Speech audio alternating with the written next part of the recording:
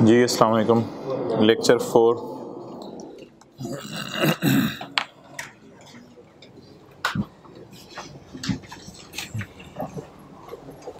अच्छा, ये आपके आने से पहले मैंने भाई इधर हो जाओ, इधर हो जाओ, थोड़ा सा बैठना था।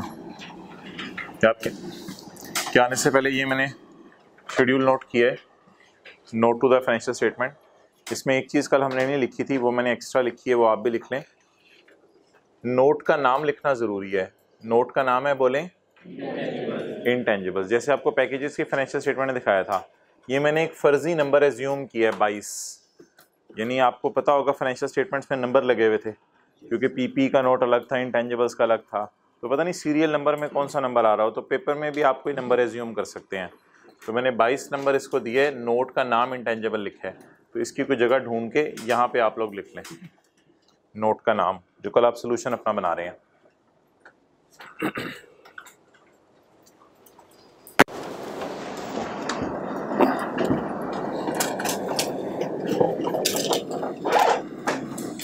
ओके अच्छा, मुझे ये बताएं, कल सॉफ्टवेयर की हमने जो अमोर्टाइजेशन चार्ज की थी वो नए वाले की 3 महीने क्यों की थी? क्योंकि वो यकम अप्रैल से लिया था, यकम अप्रैल 2016 से लिया था। और पुराने वाले को 9 महीने क्यों डिप्रिशिएट किया था अमोर्टाइज? इसलिए कि वो यकम अप्रैल 16 तक वो यूज़ होता रहा था। अच्छा, अब मेरे भाई थोड़ी सी रिवीजन करवा दें।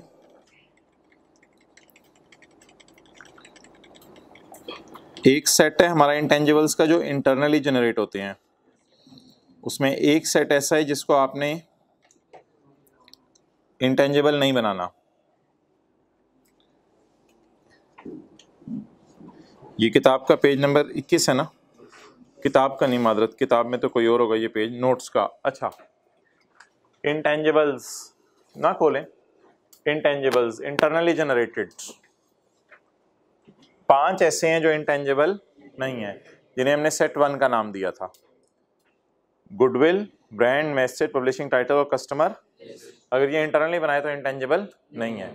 और एक्वायर्ड वाले तो सारे ही, इस साइड को भी मैंने पढ़ाया नहीं हुआ, लेकिन वैसे बता रहा हूँ, एक्वायर्ड वाले तो सारे ही इसे हमने सेट ए का नाम दिया था, इसे हमने सेट बी का नाम दिया था, और फिर फर्दर इसमें इसका नाम सेट 1 रखा था, इसका सेट 2 रखा था। तो एक्वायर्ड वाले बोलें सारे ही, बोलें सर, एक्वायर्ड वाले सारे ही इंटरनली जनरेट वाले 5 इंटेंजिबल, बाकी इंटरनली जनरेट वाले सारे कोई फार्मूला बना रहे हैं, कोई डिज़ाइन बना रहे हैं, कोई चीज़ बना रहे हैं, कोई सॉफ्टवेयर बना रहे हैं, अगर इंटरनली जनरेट कर रहे हैं तो वो इंटेंजिबल है। उसमें डेवलपमेंट फेज जो अच्छी वाली है वो कैपिटलाइज की जाएगी। क्लियर? अच्छा, अब ज़रा पढ़ें point 4।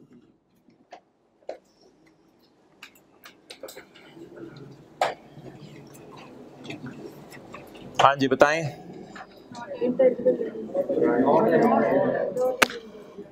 During the year ended 30/16 IAL ने खर्च किया 10 million on purchase on development of a brand. पता नहीं ये आखिरी दिनों में बच्चे दोबारा सवाल पूछ रहे होते हैं मैसेज करके, सर ये लाइन बता दें, ये क्यों नहीं इंटेंजिबल? भाई वाज़े तौर पे अभी आपको दिखाया है, ये क्यों नहीं इंटेंजिबल? इंटरनली जनरेट किया हुआ ब्रांड इंटेंजिबल नहीं है, ये सेट 1 में हमने डाला था, ये इंटेंजिबल आपने अपने रजिस्टर पे नोट किया था ये। तो पढ़ें ज़रा दोबारा। During the year ended 30 June 2016 IAL spent 10 million on development of a new brand। तो इसने 10 मिलियन खर्च किया नए ब्रांड के ऊपर। तो मोहतरम ये 10 मिलियन पता नहीं इसने कैसे निकाल लिया, कॉस्ट वैसे इसकी रिलायबली मैयर नहीं होती, क्योंकि ब्रांड ऑटोमेटिकली बिजनेस में बिल्ड हो रहा होता है, हम उसके लिए कोई एक्स्ट्रा एफर्ट नहीं कर रहे होते। Useful life of the brand is estimated as, परेशान करने के लिए लाइफ भी दे दी, कॉस्ट भी दे दी, ताकि बच्चे एडिशन में भी डाल के आएं और अमोर्टाइजेशन भी चार्ज करें। तो मोहतरम इन सारी बातों को हमने इग्नोर करना था। It is not an intangible, और कोई नोट देने की ज़रूरत नहीं, कोई एजम्पशन देने की ज़रूरत नहीं, बस उस नोट हमसे मांगे, उस नोट में इसकी कोई जगह नहीं है। हम ब्रांड्स में जाकर इस ब्रांड को एडिशन में नहीं डाल सकते, because it is internally generated.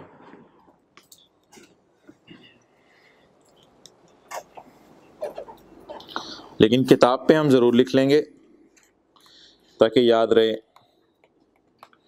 Internally generated brand is not an intangible asset. Internally generated brand is not an intangible asset.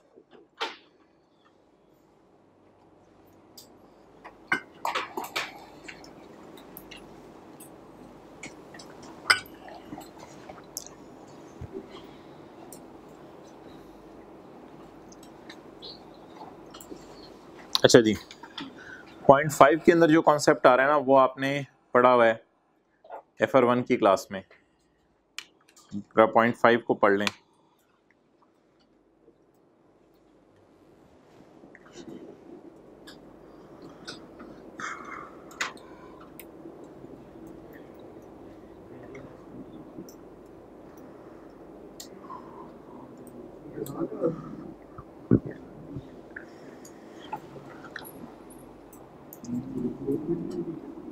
अच्छा, ऐसी एक अजीब सी बात कर रहा हूं, लेकिन सिर्फ समझने के लिए।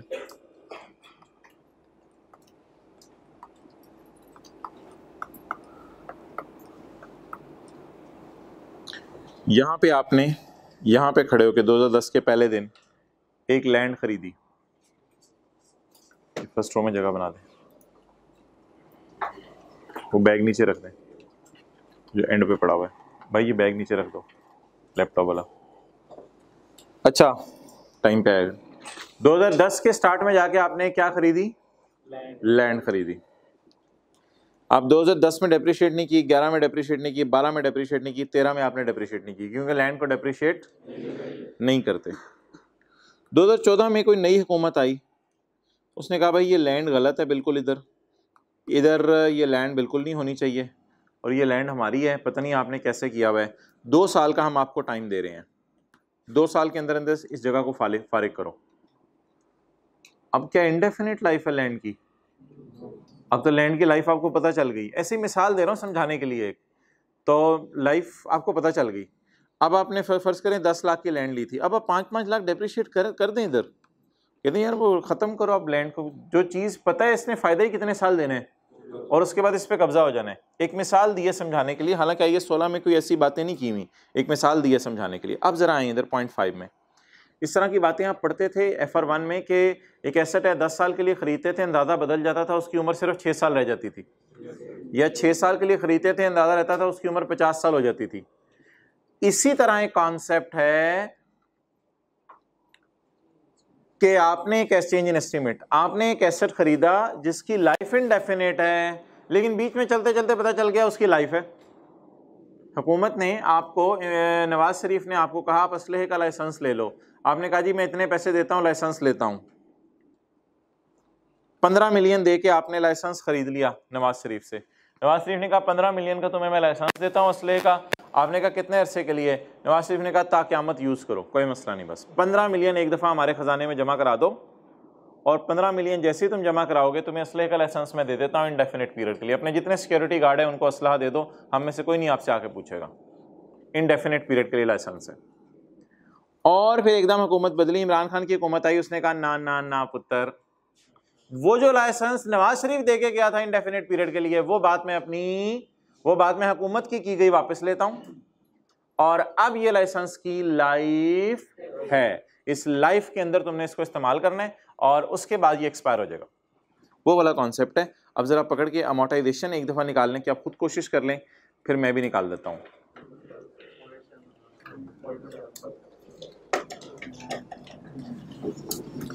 The license appearing in IAS books, वो तो ऊपर नजर आ रहे हैं हमें सवाल में, वो ऊपर नजर आ रहे हैं।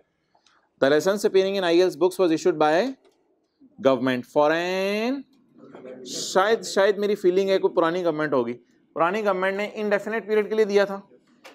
हाउएवर ऑन यकम जनवरी 16, साल के पहले 6 महीने कोई मसला नहीं है, प्लीज साल के पहले 6 महीने अमोटाइज करने की जरूरत नहीं है। ऑन यकम जनवरी 16 the government introduced a legislation under which the existing license would have to be renewed after, आपने 10 साल बाद रिन्यू करना है, पता नहीं वो कितने का करना है, तो रिन्यूअल कॉस्ट भी नहीं दी कल की तरह।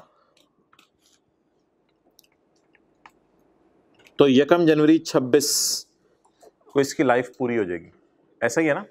यकम जनवरी 17, यकम जनवरी 18, यकम जनवरी 19, यकम जनवरी 20, यकम जनवरी 21, यकम जनवरी 22, यकम जनवरी 23, यकम जनवरी 24, यकम जनवरी 25, यकम जनवरी 26। यकम जनवरी 26 को इसके कितने साल पूरे हो जाएंगे? तो अब 10 साल में हमने इसको क्या करना है? अमोटाइज। लेकिन हमारे साल सिर्फ 6 महीने करेंगे, हमारे साल 6 महीने करेंगे, यकम जनवरी से लेके 30। और अगर ये हुकूमत का नोटिफिकेशन यकम जुलाई को आया होता तो फिर और बात थी, लेकिन अभी कब आया हुआ हुकूमत का नोटिफिकेशन? यकम जनवरी। चलें जी, इसकी अमोटाइजेशन निकालें। लाइसेंस की कॉस्ट आपको ऊपर से सवाल से मिलेगी। वैसे ना यहाँ पे सॉफ्टवेयर की कॉस्ट हमें लिखनी चाहिए थी और यहाँ पे सॉफ्टवेयर की अमोटाइजेशन वगैरह लिखनी चाहिए थी। बता दें कल जरा सॉफ्टवेयर की कॉस्ट क्या निकली थी नए वाले की? 120। कैसे निकली थी? 115 जमा 5, याद आ रहा होगा, 5 रुपये वो कंसल्टेंसी थे, कुछ चार्जेस टाइप के थे। और ये वाला 15 कैसे निकला था? बोले पुराने वाले की पहले बताएं कैसे निकली थी? 80 डिवाइडेड बाय 5, 9/12 प्लस 120, 10 इंटू 3/12। इसकी कितनी निकल आई थी? 12। और पुराने की, सॉरी नए की 3, टोटल 15। और ये 60 कैसे निकला था? ये 60 कैसे निकला था? 48 प्लस ये वाला 12, 48 प्लस 12 इज इक्वल टू 60। तो इस तरह की वर्किंग्स हम एग्जामिनर को शो करेंगे। ये नोट का पार्ट नहीं है, लेकिन ये वर्किंग का पार्ट है। अच्छा, अब नंबर 6 जो मैं करने लगा हूँ, किसकी डिस्कशन हो रही है जी? लाइसेंस की। अमोटाइजेशन निकलवाएं जी। कॉस्ट 15, कॉस्ट से ऊपर आ रही है 15 मिलियन। 15 ने 10 सालों में इस्तेमाल होना है। कब से कब तक? यकम जनवरी 16 से यकम जनवरी 26 तक। उसमें हमारे साल कितने महीने इस्तेमाल होगा? 6 महीने। 15 डिवाइडेड बाय 0. ये अमोटाइजेशन किसकी आ गई जी? लाइसेंस।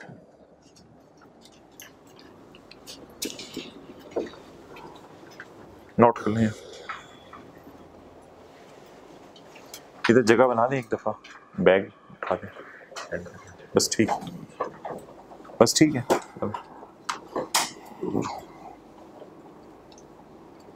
उधर हो जाए ना, इधर।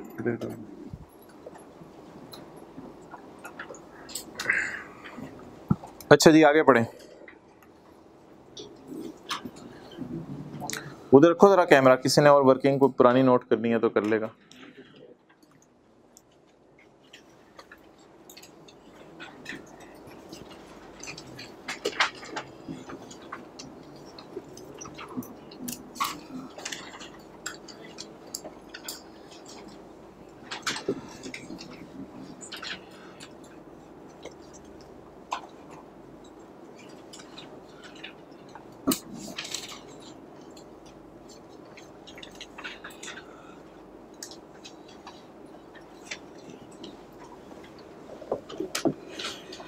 Okay.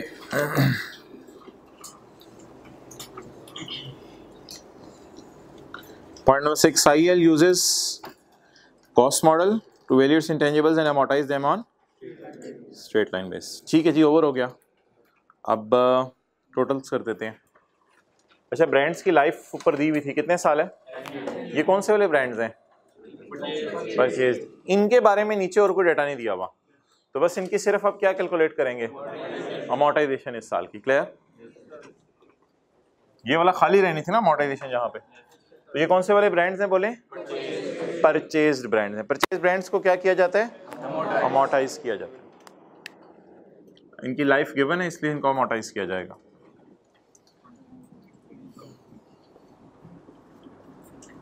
ब्रांड बोलें जी लाइफ कितनी है?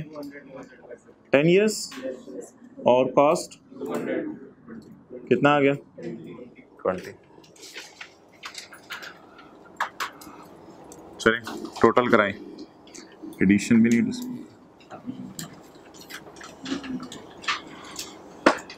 जी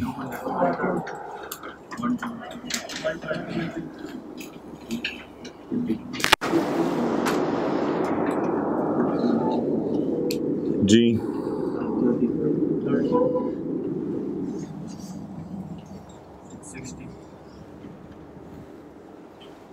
डिस्पोजल सिर्फ सॉफ्टवेयर में है।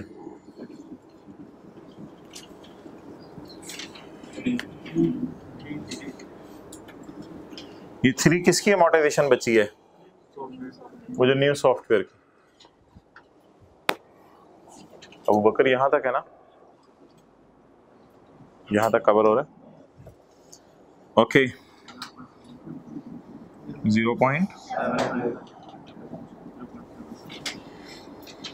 जी 0.140 cost minus अकमुलेटेड amortisation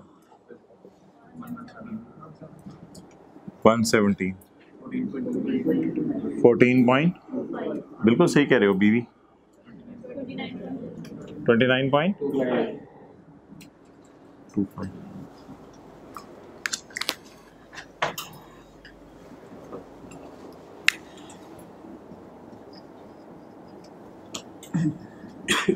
book value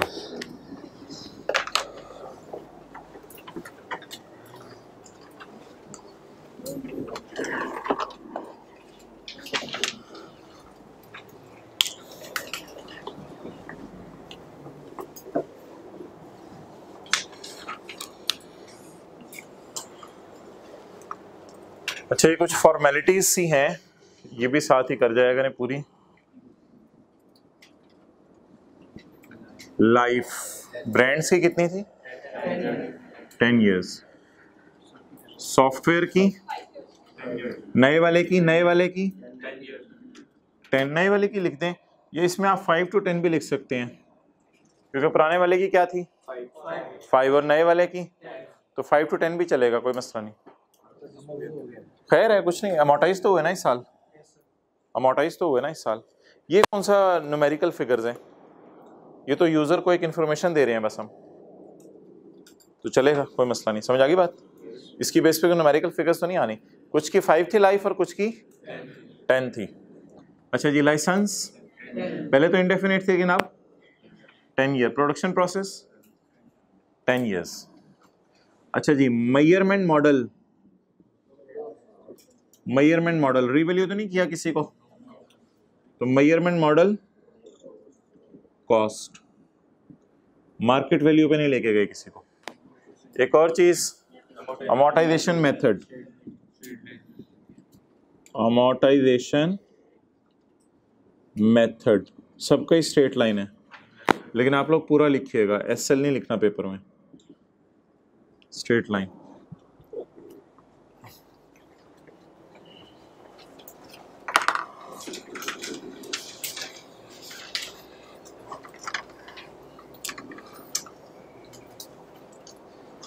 आगे आ जाओ भाई, देखने में इशू हो रहा है तो फर्स्ट रो में है जगह, जंप करके आना पड़ेगा।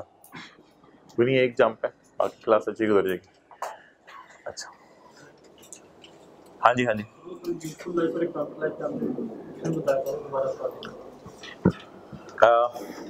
एक कॉन्सेप्ट इंट्रो वाला जैफर 1 वाला रिवाइज करवाया था, वो होता है इकोनॉमिक लाइफ और यूजफुल लाइफ। इकोनॉमिक लाइफ होती है उस एसेट की स्पेसिफिक। मिसाल के तौर पे आपने डेप्रिसिएशन का मेथड जब भी पढ़ा होगा ना, आपने देखा होगा लिखा होता था फॉर्मूला एंट्री क्लास में cost minus residual value divide by useful life, कभी भी इकोनॉमिक लाइफ में लिखा होता था। तो यूजफुल लाइफ होती है एंटिटी की जो इंटेंशन है, एंटिटी की जो नीयत है।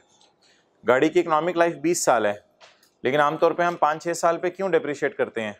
क्योंकि ऑर्गेनाइजेशन ने जहन में सोचा होता है मैंने इसे 5 साल बाद रिप्लेस करके उसको नई गाड़ी ले देनी है एम्प्लॉय को। इस वजह से हम यूजफुल लाइफ फॉर्मूले में लेते हैं, ना कि इकोनॉमिक लाइफ। तो सॉफ्टवेयर में शायद कल लिखा हुआ था कि 15 साल तक चल सकता है, लेकिन हमारी नीयत क्या है? 10 साल चलाना। तो फिर जितने साल हमने चलाना है उस साल के ऊपर अमोर्टाइज करेंगे। ये कल एक कॉन्सेप्ट इंट्रो FR1 वाला दिया था।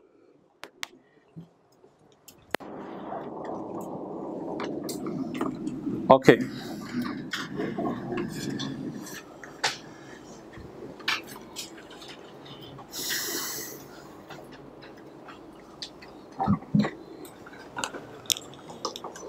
इसमें ना वैसे आजकल ICAP एक लाइन डाल रहा है, इस सवाल में तो नहीं डाली हुई थी, कि टोटल के कॉलम की जरूरत नहीं है। लेकिन टोटल का कॉलम वैसे जरूरी होता है। क्यों जरूरी होता है? क्योंकि बैलेंस शीट के फेस पे कौन सी फिगर जाएगी? टोटल तो है नहीं अभी हमारे पास, तो इसलिए ऑर्गेनाइजेशंस आजकल टोटल का कॉलम भी डालती हैं।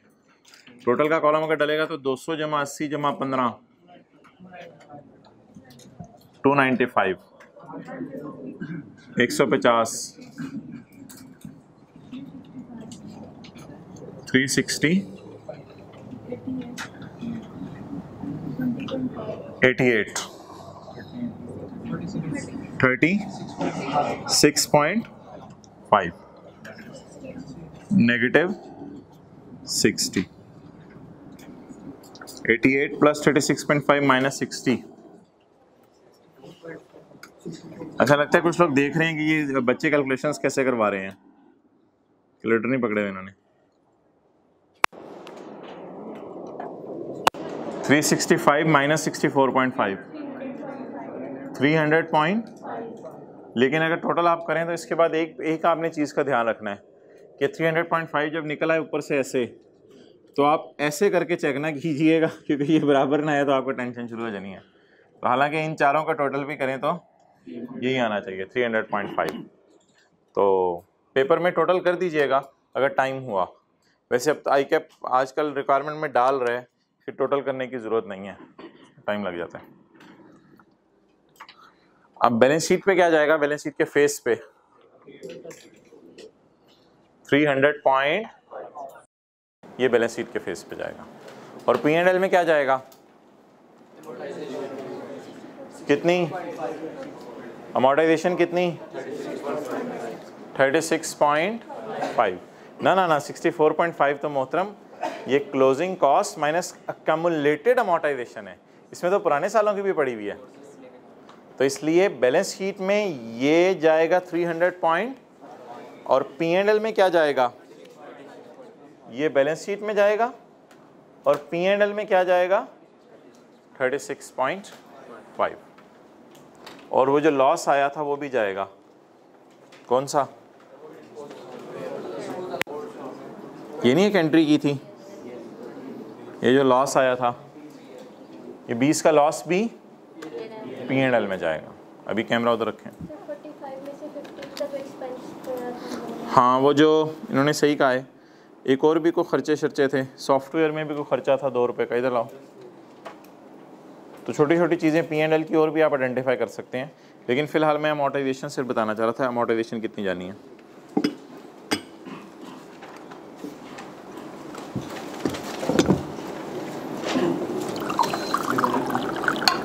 हाँ, डेवलपमेंट में से जो बुरी वाली डेवलपमेंट थी वो भी एक्सपेंस में जाएगी।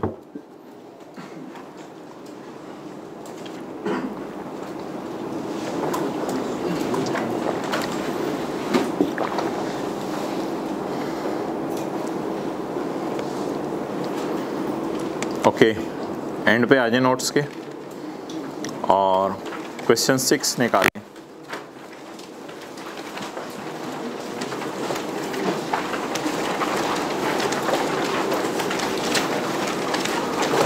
ये लेक्चर नोट्स हैं, अगर किताब आ चुकी है और फिर कोई लेक्चर ले रहा है तो लेक्चर नोट्स में आपको मिलेगा किताब के एंड पे ये क्वेश्चन IAS 38 में क्वेश्चन 6। बहरहाल हमारे फ़िलहाल नोट्स में पेज 48 है।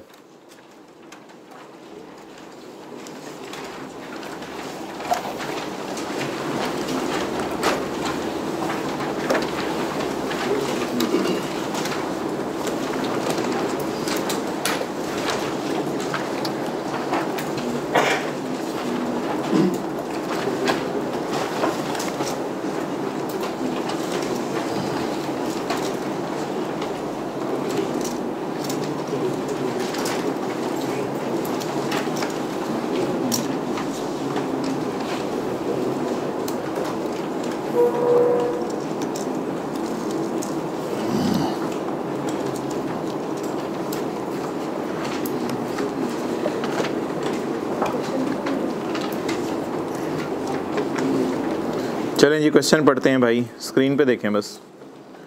On 1 January 2015 an entity bought 4 licenses for 10 years।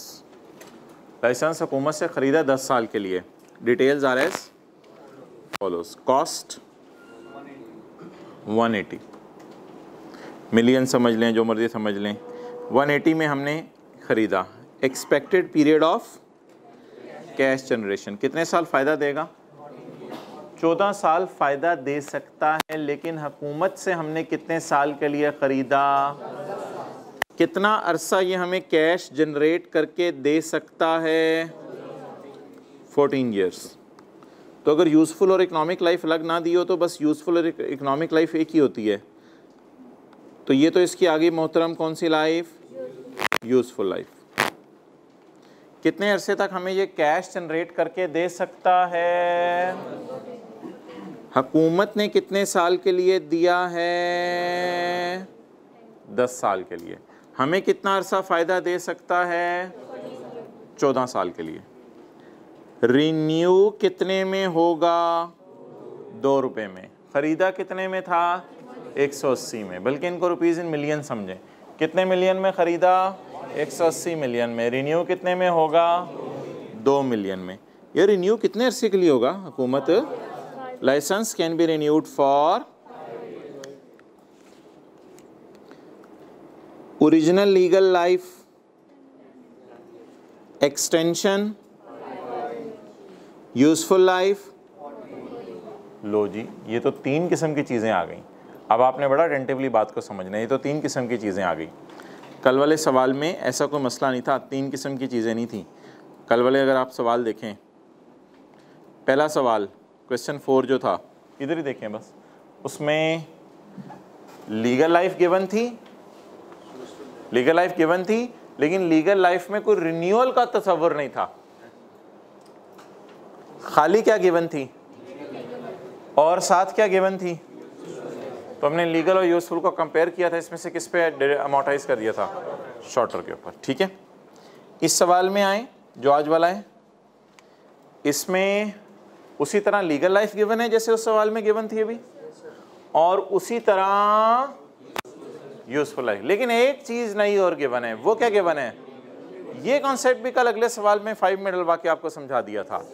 अब हमने देखना यह है कि रिन्यूअल महंगी है या रिन्यूअल सस्ती है। अगर रिन्यूअल सस्ती है तो रिन्यूअल को लीगल लाइफ का पार्ट बनाएं, रिन्यूअल को लीगल लाइफ का पार्ट बनाएं।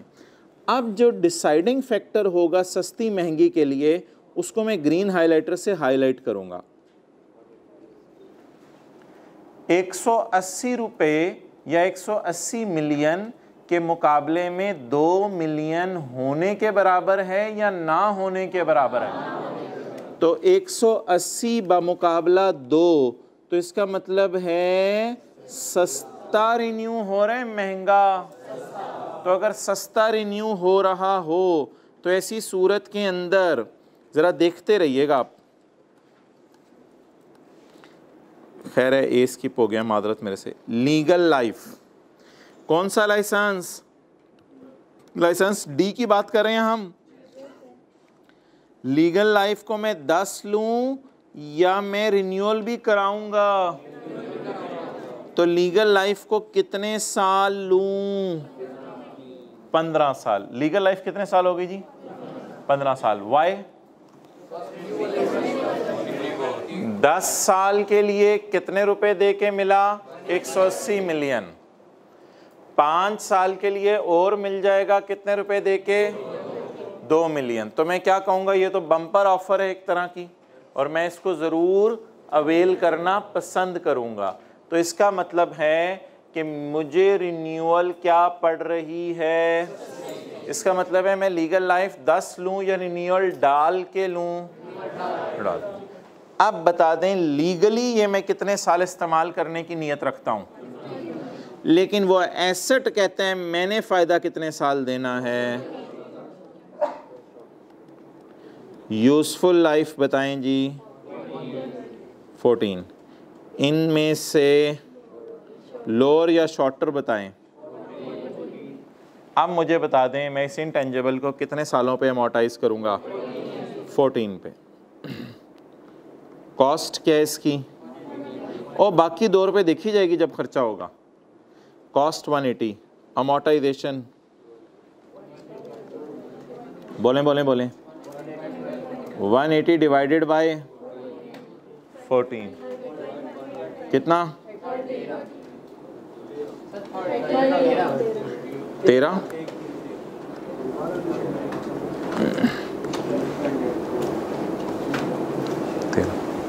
क्लियर हो गया?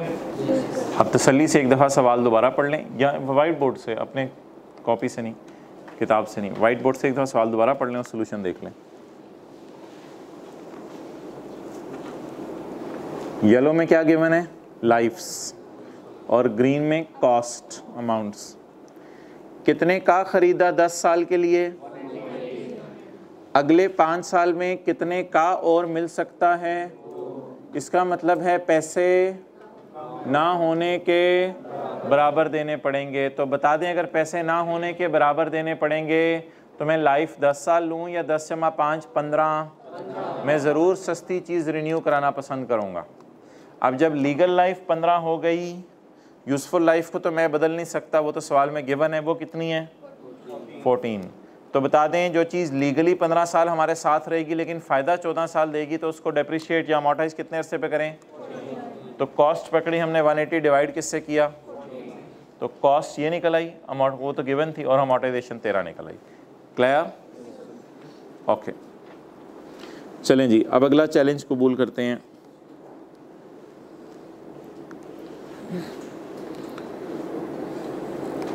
पकड़ें जी, लाइसेंस ए को पकड़ें और सोचें।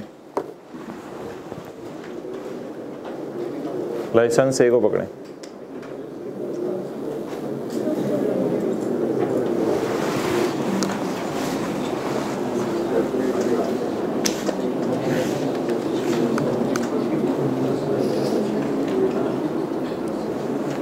जी जी बताएं। ना यार, ना होने के बराबर नहीं है। 80 मिलियन एक अमाउंट है, देने से पहले आपको सोचना पड़ेगा। मैंने कहा था ना होने के बराबर सस्ती इतनी थोड़ी होगी कि आप कहेंगे अच्छा इतना थोड़ा, वो इतना थोड़ा। अब अगेन मसला मुझे भी पता आना है कि आपके दिलों में आ रहा होगा 500 का कितने % को सस्ता कहें। वो बात नहीं है। आई कैप जब ये सवाल देता है बड़ा क्लियरली, उधर देखें कितने के मुकाबले कितने थे? 180 के मुकाबले में 2 तो कुछ भी नहीं थे, लेकिन 500 के मुकाबले में 80 कुछ ना कुछ तो है ना। बिल्कुल सस्ता तो नहीं है ना। तो ये बिल्कुल सस्ता नहीं है, एक अच्छी खासी अमाउंट है जो आपको पे करनी पड़ेगी। इसलिए बताएं ये रिन्यूअल सस्ती है या महंगी? महंगी, पता नहीं कैसे महंगी। तो ये रिन्यूअल क्या है? महंगी रिन्यूअल है। तो मेरा नहीं ख्याल हम इस रिन्यूअल की तरफ फ़िलहाल सोचें जाने का। अब अगर हमने इस रिन्यूअल की तरफ नहीं जाना तो अगेन येलो से हाईलाइट कर लेते हैं जो हमारी लाइफ्स अवेलेबल है। अच्छा, अब आप मुझे बता दें मैं लीगल लाइफ 10 जमा 5 15 लूँ रिन्यूअल डाल के, या रिन्यूअल महंगी है जब टाइम आएगा तो देखी जाएगी। 10 साल बाद देख लेंगे रिन्यू कराने या नहीं कराना। फिलहाल मेरा रिन्यू कराने का इरादा इसलिए नहीं है कि रिन्यूअल काफ़ी महंगी हो रही है, इसलिए अब मैं लीगल लाइफ 10 साल लूँ या 10 जमा 5? 10 साल। लीगल लाइफ क्या हो गई जी? 10 साल। यूजफुल लाइफ गिवन है कितनी? 13, और इनमें से लिया हमेशा लोअर करना है। तो जो एसेट 13 साल फ़ायदा दे सकते हैं, हमारे पास हुकूमत ने सिर्फ 10 साल के लिए हमें दिया हुआ है, तो फिर हम कितने सालों के ऊपर करेंगे? 10 सालों के ऊपर। कॉस्ट बताएं। 500 और अमोर्टाइजेशन निकलवाएं जी, डिवाइडेड बाय 10, 50। क्लियर? ओके, चलें जी। लाइसेंस बी,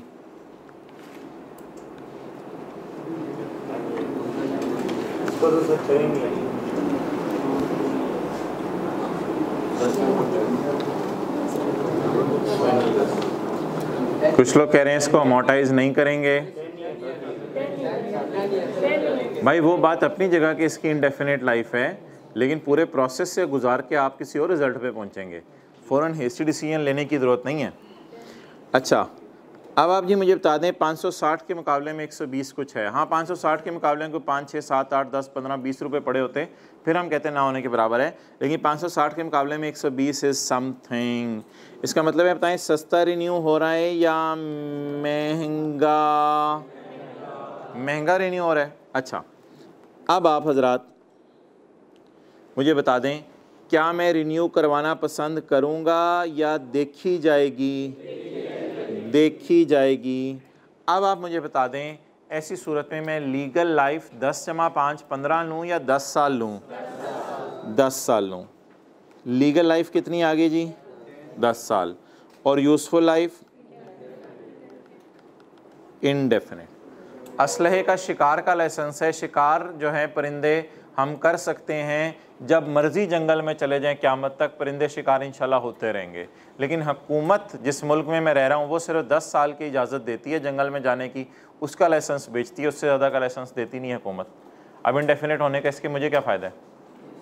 तो आप ये नहीं कह सकते कि इनडेफिनेट है तो इसको अमोर्टाइज़ नहीं करेंगे। वो वैसे को पेपर में सवाल आ जाए एक एसेट है जिसकी इनडेफिनेट लाइफ है और आगे उसकी लीगल लाइफ वगैरह ना दी हो, वो फिर इनडेफिनेट होगा। लेकिन इसमें तो लिमिटेशन आ गई लीगल लाइफ की, तो रूल वही रहेगा हमारा। दोनों में से शॉर्टर क्या होगा जी? 10। तो इसको 10 सालों पे अमोर्टाइज़ करेंगे। कॉस्ट लाइफ 10 कितना आ गया? 56। 560 इसकी कॉस्ट है और 56 क्या आ गई जी? अमोर्टाइजेशन। क्लियर? ओके।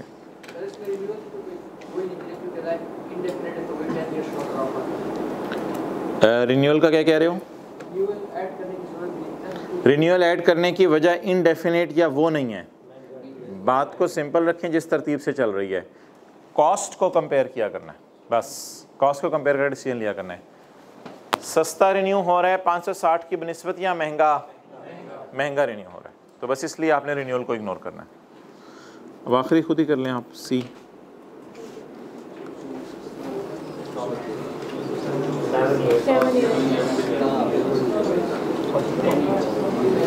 ओके हैं 7 और 10 अभी भी लड़ाई हो रही है, हद हो गई। ये तो चौथी एग्जांपल में भी अगर पढ़ा है तो। अच्छा भाई 300 के मुकाबले में 3, तो उधर 300 पहलवान आए हो, इधर 3 पहलवान आए हो। 3 पहलवान कहेंगे चल यार वापस चलिए यार, छाट यार तो कितने लें। अच्छा जी, तो 300 बा मुकाबला 3, तो 3 तो ना होने के बराबर है, ऐसे ही भाग जाएंगे। तो सस्ता रिन्यू हो रहा है महंगा, इसलिए हम बड़ा बोल्डली यहाँ लिखेंगे 10 + 5। 10 + 5 का क्या मतलब है? 15। ये मैंने 10 + 5 नीचे ऐसे सब टोटल के तौर पे लिखे ना, वरना तो आपको पता है कि यूज़फुल लाइफ हमारी ये चल रही है, ऐसा ही है ना। अच्छा, तो 10 + 5 कितना हो गया जी?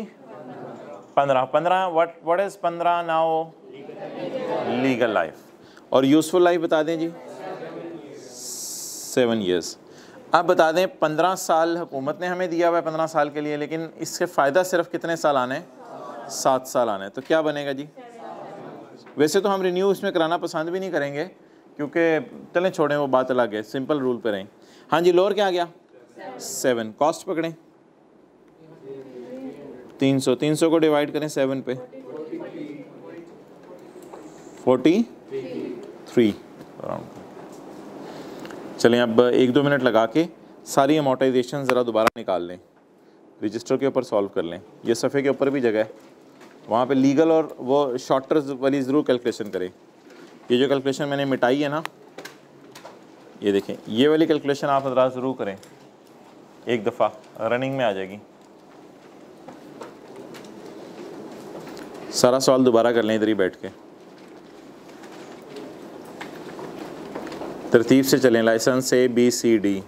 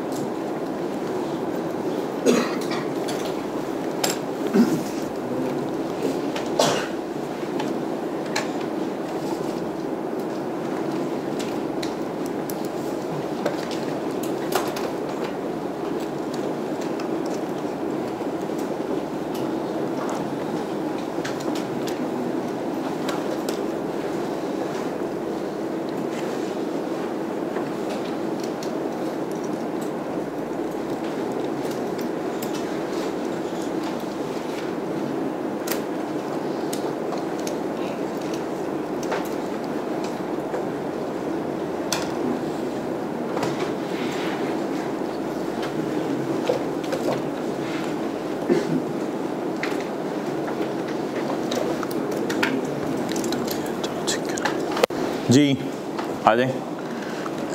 We obtained a license for 2 years on Yekam January 2012 by paying rupees.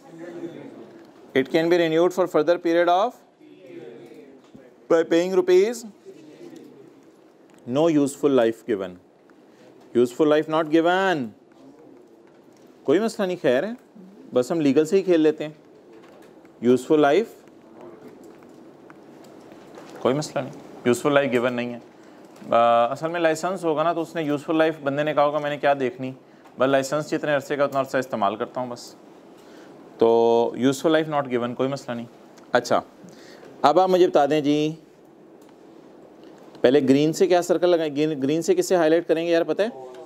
100 million और 60 मिलियन को, और येलो से 3 चीज़ों को हाईलाइट किया था हमने, लेकिन अब सिर्फ 2 को करेंगे। अच्छा, 3 चीज़ों को हाईलाइट किया था ना, यूज़फुल लाइफ अब नहीं गिवन, क्या करें? अच्छा जी बता दें, 2012 और 13 का साल के लिए कितने का ख़रीदा? 100 मिलियन का। 2012 और 13 का साल, 12 और 13 का साल 2 साल कितने रुपए देके इस्तेमाल करेंगे? 100 मिलियन। और 2012 और 13 जब गुजर जाएगा तो अगला कौन सा साल होगा? 14, 15, 16। 14, 15, 16 कैसे इस्तेमाल करेंगे? 60 मिलियन दे के इस्तेमाल करेंगे। पास्ट जनरल एंट्रीज फॉर 31/12 से लेके 31 पे assuming it was renewed on, assume कर लें ये रिन्यू हो गया किस दिन? यकम जनवरी 14 को। लेकिन यकम जनवरी 12 को आप लोगों के ऊपर रिन्यू कराना बाइंडिंग नहीं है। तो याद रखिएगा यकम जनवरी 12 पे जब हम खड़े होंगे तो उस वक्त हमें नहीं पता रिन्यू कराना या नहीं कराना। लेकिन सवाल कहता है चलते चलते जब 12-13 गुजरा तो 14 में जब हम खड़े थे तो हमने सोचा इसे क्या करा लें। लेकिन यकम जनवरी 12 को हमें नहीं पता था रिन्यू कराना या नहीं कराना। ओके, मुझे बता दें यकम जनवरी 12 को खड़े होकर मैं क्या डिसीजन लूँगा? रिन्यूअल सस्ती है या महंगी है? महंगी है तो मैं रिन्यूअल का वेट करूँ, सोच लूँ रिन्यू कराऊँगा? वेट करें टाइम आने का। तो मुझे बता दें मैं 2012 में जब अमोर्टाइजेशन निकालने लगूंगा तो क्या मैं 2 जमा 3 करके करूंगा जैसे ऊपर किया था 10 जमा 5, या खाली 2 लूंगा? क्लियर होगी ये बात? ओके, अब आप मुझे एंट्रीज बता दें जो यकम जनवरी 12 को होंगी। बोलें बोलें बोलें। इंटेंजिबल एसेट कैश क्रेडिट कितने से? 100 से। क्लियर? 31/12/12 को amortisation debit accumulated amortisation 100 divided by 5, 100 divided by 2, 100 divided by 2 कितना आ गया? 50। 31/12/13 amortisation debit accumulated amortisation credit कितना? 50। क्लियर हो गया? फुली डेप्रिशिएट हो गया ये हमारा। अच्छा, अब यकम जनवरी 14 को हमने कितने का रिन्यू कराया? 60 मिलियन का रिन्यू कराया। बताएं जी यकम जनवरी 14 को क्या एंट्री करेंगे? बोलें बोलें बोलें। इंटेंजिबल डेबिट कितने से? 60 से। और मोहतरम अब 60 को फिर 3 साल पर ही हम डेप्रिशिएट कर सकते हैं ना। और पीछे क्या करें? पीछे लाइफ रही कितने साल गई है? 3 साल रह गई है। तो 60 को कितने सालों पे कर दें? 3 सालों पे। बताएं जी 31/12/14। बोलें बोलें बोलें। अमोर्टाइजेशन डेबिट ये बिल्कुल इसी तरह नहीं लग रहा जैसे एक नया एसेट सा खरीद लिया है। बस सब समझने पुराना एसेट है, नया एसेट खरीद लिया। Amortisation debit accumulated amortisation credit 60 divided by 3 20। 31/12/15 amortisation accumulated amortisation 60 divided by 3। इसको कितने सालों में ख़त्म करना है? 3 सालों में। Amortisation debit accumulated amortisation. Clear?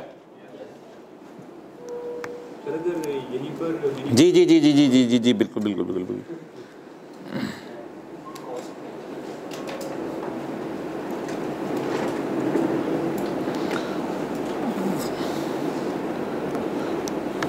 तो 100 को 2 सालों पे ख़त्म किया, तो 100 को 2 सालों में ख़त्म किया और 60 को 3 सालों में ख़त्म किया। 100 को 2 सालों पे ख़त्म किया और 60 को 3 सालों पे ख़त्म कर दिया। क्लियर? ओके।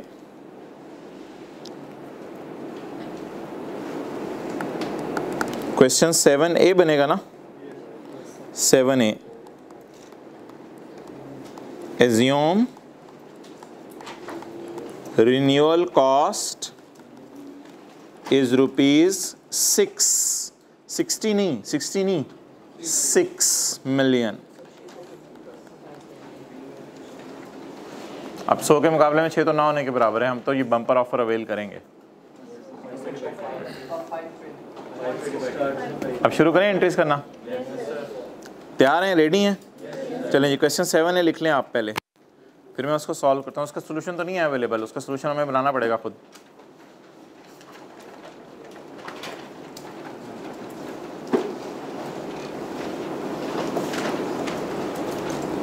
रिन्यूअल सस्ती हो रही है महंगी?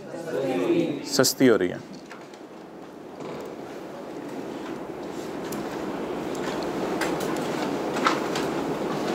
assume renewal cost is ₹6 million. Okay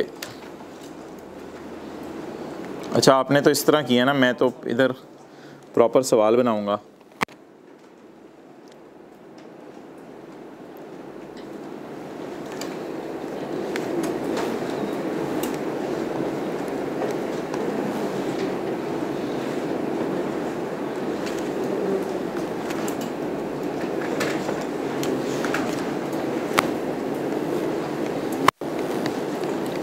ठीक है जी, अब ये 7 बन गया या 7A? 7A बन गया। अच्छा जी, अब हाईलाइट करें जी ग्रीन से। 100 के मुकाबले में 6 मिलियन बोलें ना होने के बराबर है। इसलिए जब हम इसको करें डिप्रिशिएट तो बोलें कैसे करें डिप्रिशिएट?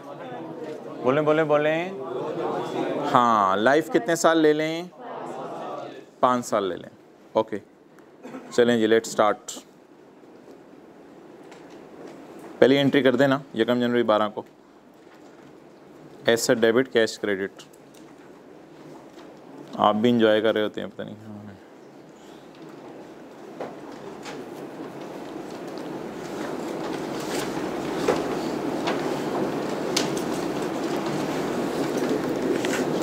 जी 1 जनवरी 12 बोलें इंटेंजिबल डेबिट कितने से? 100 से। 31/12 अमोर्टाइजेशन डेबिट। याद रहा तो किताब में भी ये सवाल डाल दिया जाएगा 7A के नाम से। 100 डिवाइडेड बाय 5 कितना आ गया जी? 20। 31/12 13। मुझे पता है आपका दिल किस लिए धक धक कर रहा है। अकमुलेटेड अमोर्टाइजेशन 100 डिवाइडेड बाय 5। शुरू से ही हमने लाइफ कितने साल ले ली है? 5 साल ले लिया। 1 जनवरी 14 कितने का रिन्यू कराया? 6 मिलियन का। मोहतरमा अब एक ही दफ़ा ये कॉन्सेप्ट ICAP ने टेस्ट किया है और ICAP ने इस 6 मिलियन को एक्सपेंसेस में डाला हुआ था, क्योंकि सस्ती सी रिन्यूअल है ना, तो इसको कैपिटलाइज किया ही नहीं हुआ था उसने। सस्ती रिन्यूअल है तो इसको उठा के बस सीधा एक्सपेंस में डाल दिया था। तो it is how it will work. ये थोड़ा सा तजस्सुस था इस सवाल में। और अब आगे डेप्रिसिएशन उसी तरह चलाते रहें। 6 मिलियन को क्या हमने कैपिटलाइज करके डेप्रिशिएट किया या पूरा फ़ौरन एक्सपेंसेस में डाल दिया? पूरा फ़ौरन एक्सपेंसेस में डाल दिया। ये बस थोड़ी सी कन्फ्यूजन थी सवाल में। बाकी तो अब छिक के रखें काम को। 31/12/14 को बोलें भाई अमोर्टाइजेशन मजबूरन उसी 7 को कर रहे हैं, उसी 100 को। अब अमोर्टाइज अब नई चीज़ कोई आई नहीं जिससे अमोर्टाइज करें। अकमुलेटेड अमोर्टाइजेशन 100 डिवाइडेड बाय 5, वही जो चल रहा है। कितनी आ गई? 20।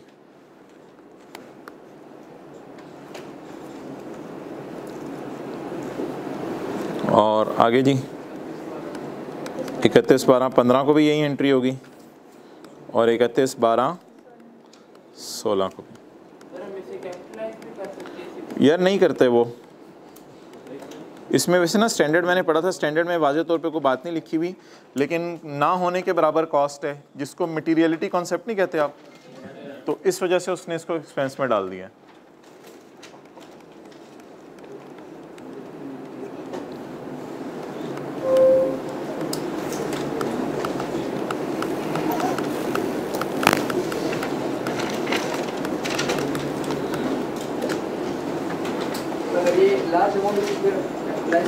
फिर तो वो पिछला सवाल था।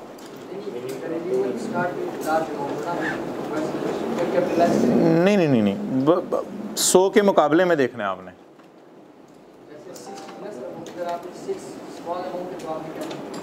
$6 मिलियन स्मॉल तो नहीं है वैसे। 6 मिलियन तो एक अच्छी खासी अमाउंट है, लेकिन 100 के मुकाबले में कुछ भी नहीं है। फिर तो वो पिछला सवाल किया आपके सामने अभी, उसकी तो पूरी जनरल एंट्रीज कराई है अभी थोड़ी देर पहले। क्या अगर रिन्यूअल करने के बाद जैसे वहाँ पे बाय फोर्स रिन्यूअल कराई गई है ना सर, पिछले क्वेश्चन में तो 60 मिलियन था ना, तो 60 100 के मुकाबले में ह्यूज अमाउंट। नो नहीं इस तरह नहीं पूछेगा वो तो फिर जितने मर्जी सवाल निकालो इसमें से। अच्छा जी, तो मुझे बता दें जी एसेट की कॉस्ट कितनी है 100, और इसको कितने सालों पे हमने डिप्रिशिएट कर दिया 5 सालों पे। बीच में एक दफ़ा रिन्यूअल करानी पड़ी, इसको हमने किस में डाल दिया, तस्वीर खींचनी खींच लें, फिर आगे चलते हैं। ये क्वेश्चन भी है और इसका कंप्लीट सोल्यूशन भी है। 7A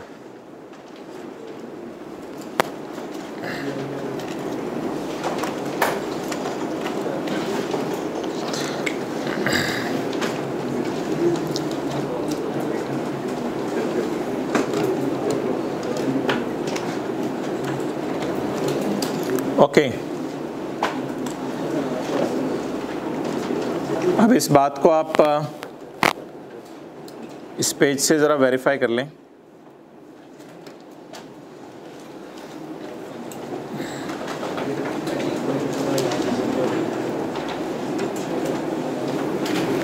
पेज नंबर 20 जो है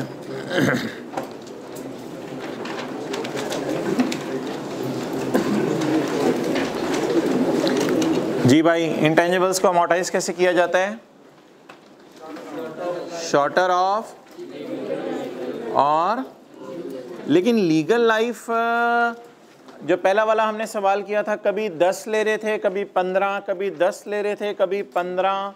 लीगल लाइफ में फटा होता है, यूजफुल लाइफ में फटा नहीं होता। लीगल लाइफ कभी 10 ले रहे थे, कभी 15। तो लीगल लाइफ के बारे में एक बात लिखी हुई है, अगर आप भी इसी तरह कर लें, वो ये लिखी हुई है।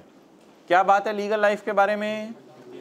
इफ देयर इज एट सस्ती cost, if there is renewal at सस्ती cost in case of legal life, the renewal shall be taken into account while calculating legal life। तो ये जो नीचे वाला पैरा है, ये किसके साथ लिंक्ड है? लीगल लाइफ के साथ, यूजफुल लाइफ के साथ। जैसे इस सवाल में कभी हम 10 ले रहे थे, कभी 10 जमा 5 15 ले रहे थे।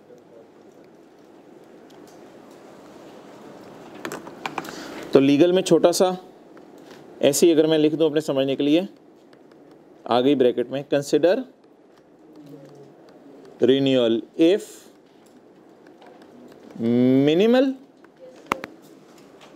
लीगल के लिए ये बात है या यूजफुल के लिए? लीगल के लिए।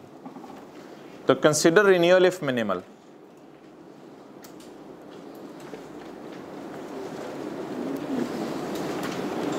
नीचे लिखी हुई है वैसे वो बात।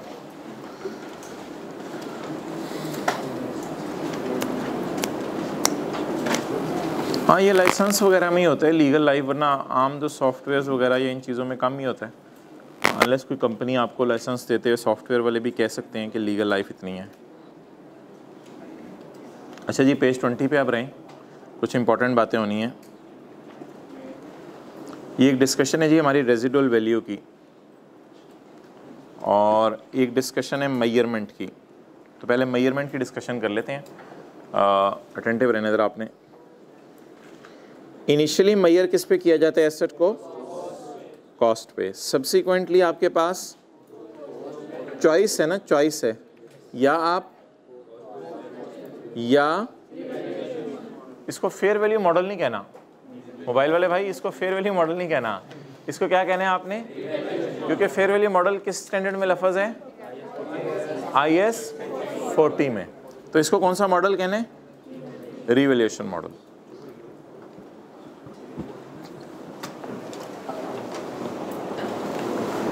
IS 16 वाले रिवैल्यूएशन मॉडल और इस मॉडल की जनरल एंट्रीज में कोई फ़र्क नहीं है, लेकिन IS 16 में हर एसेट रिवैल्यू हो सकता है, यहाँ पे हर एसेट रिवैल्यू नहीं हो सकता।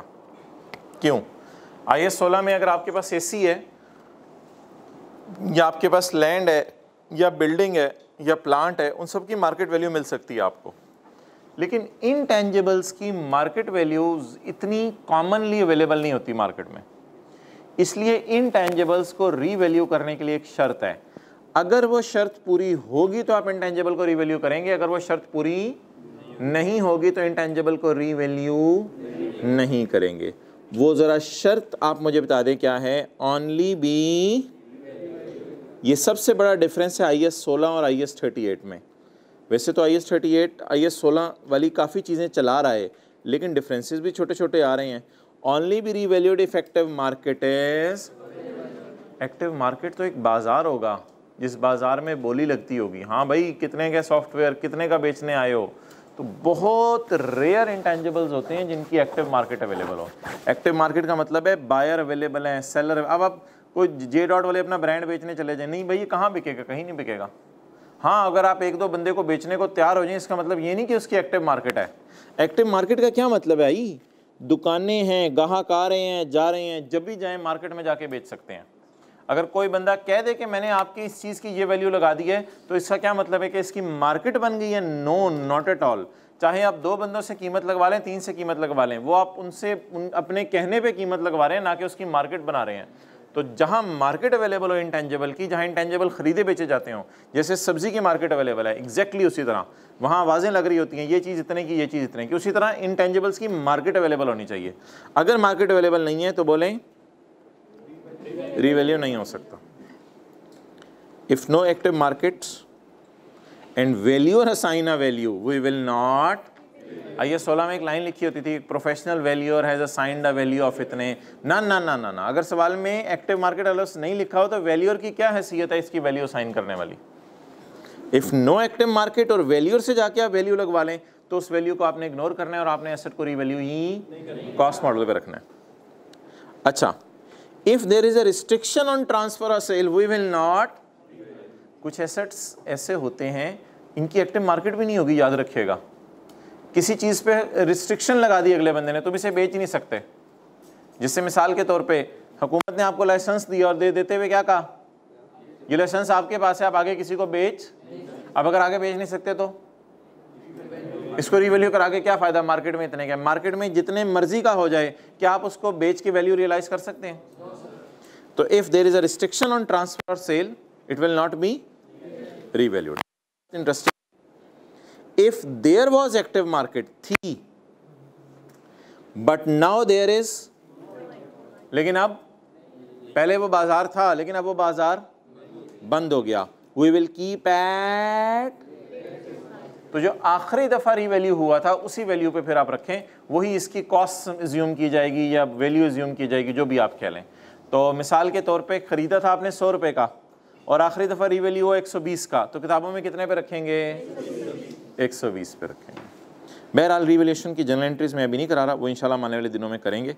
फ़िलहाल इसको बस थ्योरी की हद तक हमने समझना था। पहली बात बताएं जी, कब रिवैल्यू किया जाएगा? अगर मार्केट वैल्यू नहीं है और कोई बंदा कीमत लगा दे तो रिवैल्यू नहीं किया जाएगा। अगर रिस्ट्रिक्शन है बेचने पे तो भी रिवैल्यू, और अगर मार्केट थी लेकिन अब नहीं रही तो कॉस्ट पे नहीं लेके आना, लेटेस्ट रिवैल्यूड हो। हाँ, एक्टिव मार्केट में भी कई दफ़ा रिस्ट्रिक्शन हो सकती है। हो सकता है कि सॉफ्टवेयर की एक्टिव मार्केट हो लेकिन जिसने आपको सॉफ्टवेयर बेचा है वो ये कह दे कि भाई आप इसको आगे नहीं बेच सकते। Okay, residual value. Residual value IS 16 में गिवन होती थी, लेकिन ये स्टैंडर्ड कहता है या residual value shall be considered as zero. कहते हैं आपने रेजिडुअल वैल्यू ना जीरो लिया करनी है, क्योंकि इंटेंजिबल्स की कोई रेजिडुअल वैल्यू होती नहीं।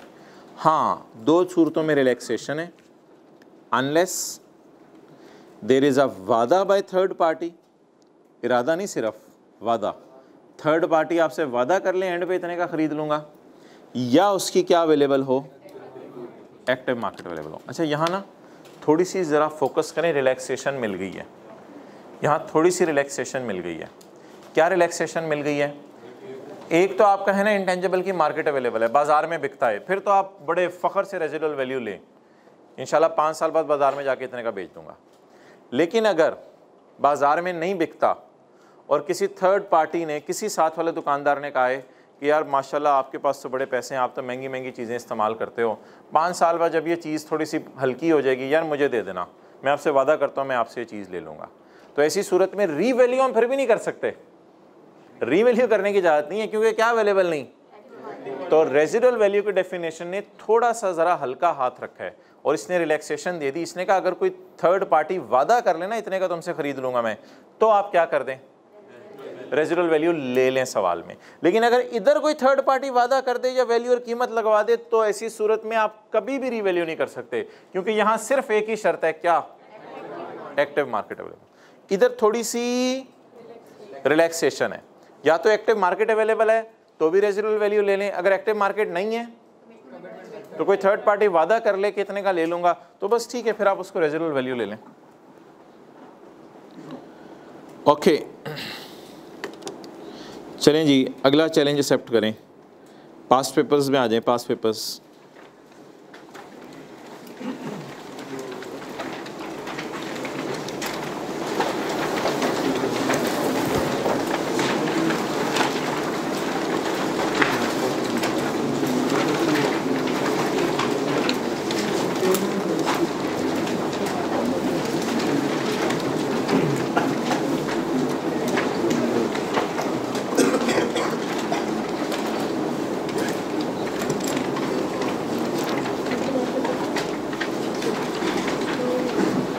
अभी क्या क्या हमने किया है, सुबह क्या किया था, पास्ट पेपर का क्वेश्चन और लेक्चर नोट का क्वेश्चन नंबर 6, 7 और 7A। इसके बाद हमने क्या किया, पेज 20 को जाके मुकम्मल कर लिया अब तो, ठीक है। ये लिख लिया करें अपने रजिस्टर के ऊपर कहीं ऊपर।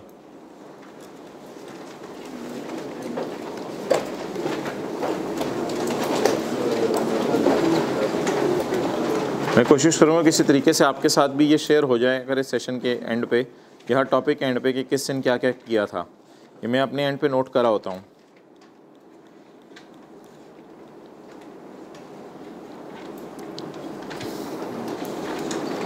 ये छोटी सी लिस्ट आप खुद ही बनाते रहा करें रोज़ाना।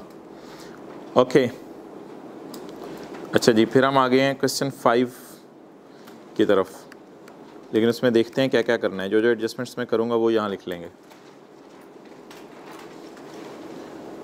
RI is planning to expand its line of products. The related information is as follows. Point 1. The research and development of a new product commenced on 1 जनवरी 11। यार ये थ्योरी का सवाल है, क्लियर, थ्योरी का सवाल है। तो research and development of a new product commenced on 1 जनवरी 2011। आप लोग ना चीज़ें याद नहीं करवाते। एक चीज़ आपको कल कहा था आपने बतानी है, अब मैं बताऊंगा। अच्छा, हमने कहा था अगर इस पॉइंट 3 पे लिखा होता पास पेपर के क्वेश्चन 7 पे कि ये इंक्लूडिंग 15% सेल्स टैक्स रिफंडेबल, तो क्या एंट्री होनी थी, तो उसकी डिस्कशन कर लेते हैं। क्या एंट्री होनी थी अगर ये 115 के साथ क्या लिखा होता, सेल्स टैक्स छुपा हुआ है और कितना है, रिफंडेबल है। कैलकुलेटर पकड़ें, 115 ज़रा 15% ज़रा करें, 115 ज़रा 15% करें 115 ज़रा 15%, 17 पॉइंट। ये गलत अमाउंट है टैक्स की, ये गलत अमाउंट है टैक्स की। जब सवाल में लिखा हो ना इंक्लूडिंग टैक्स, तो इसका मतलब है ये इन्फ्लेटेड है। अगर आपने टैक्स से जुदा करना है ना, तो इसका मतलब ये नहीं कि 115 पे 15 लगाएं, ये तो टैक्स डाल के अमाउंट है। मिसाल देता हूँ आपको एक, सेल्स टैक्स, इधर कुछ लोग ऐसे बैठे हैं जिन्होंने शायद ना पढ़ा हो अभी कभी, तो दुकान पे आप आइसक्रीम का डब्बा ख़रीदने जाएं तो सेल्स टैक्स का रेट है 17%। जिन्होंने टैक्स नहीं पढ़ा उनसे बात कर रहा हूँ, सेल्स टैक्स का रेट है 17%। अब आप आइसक्रीम का डब्बा ख़रीदते हैं तो उसके ऊपर लिखा होता है 234 रुपये, 234 रुपीज़। अब जब वो 234 आप पे करते हैं तो उसमें देखते हैं 200 आइसक्रीम है और 200 ज़रब 17% 34 रुपये, इस पे क्या है, टैक्स है। अब आप उस 234 को पकड़ के अगर 17% लगाएं जरा, क्या आ रहा है, 39 पॉइंट, अजीब सी को पॉइंट्स में फिगर चलेगी। तो इसलिए जिस प्राइस में, अगर उस आइसक्रीम के डब्बे में 200 प्राइस है विदाउट सेल्स टैक्स और 234 प्राइस है इंक्लूडिंग सेल्स टैक्स, अब अगर आपको दे दें 234 और मांगे के टैक्स अलग करो, तो आप ये नहीं कर सकते कि 234 इंटू 17%। फिर आप कैलकुलेटर पकड़ें, आप एक और काम करेंगे, 234 डिवाइडेड बाय 117, क्योंकि उसमें 17% टैक्स पड़ा हुआ है। 234 डिवाइडेड बाय 117 मल्टीप्लाइड बाय 17, आप देखें क्या आ रहा है, एग्जैक्ट 34 आ रहा होगा, पॉइंट्स में भी नहीं जवाब आ रहा होगा, एग्जैक्ट 34। तो कभी भी सेल्स टैक्स की चीज़ में पड़ा होना, उसे अलग करने का तरीका ये होगा कि 115 को हम डिवाइड करेंगे 115 से ही, ओहो इस सवाल में फिगर भी वही है, चलें 115 को डिवाइड करेंगे 115% से और मल्टीप्लाई करेंगे 15% से। तो अब जनरल एंट्री हमारी क्या बनेगी जी, software debit, receivable debit, expense debit, cash credit. पहले ज़रा कैश मुझे बता दें, 122, 120 जमा 2, 122। स्टाफ ट्रेनिंग 2 रुपया किस में चली जाएगी, रिसीवेबल कैसे निकालेंगे, 115, ये 115 रुपीज़ वाला है, यहाँ से उठाया है जो ऊपर मैंने लिखा है, नीचे 115 परसेंटेज वाला है, 115 डिवाइडेड बाय 115 मल्टीप्लाइड बाय 15, क्या निकल आया 15। तो रिसीवेबल कितना निकल आया 15, तो 115 में से 15 टूट गया तो कितना बचा 100 ये वाला और 5 ये वाला। तो सॉफ्टवेयर कितने पे रिकॉर्ड होगा, 100 जमा 5 105। लेकिन कल किस पे रिकॉर्ड किया था 100, क्योंकि वो 120 में हमने टैक्स भी डाला हुआ था। लेकिन आज किस पे रिकॉर्ड होगा, अगर सवाल में क्या लिखा होता, लेकिन फिलहाल हमने क्या अजम्पशन ले ली थी, नोट कर लें। पास पेपर क्वेश्चन 7-3 रजिस्टर पे ऐसे लिखा करें, 7 एडजस्टमेंट 3 अगर सेल्स टैक्स रिफंडेबल होता, और फिर नीचे जनरल एंट्री लिख लें, पूरी बात लिखा करें। लिख लिया, पास पेपर क्वेश्चन 7 एडजस्टमेंट 3 अगर सेल्स टैक्स रिफंडेबल होता तो ये एंट्री होती।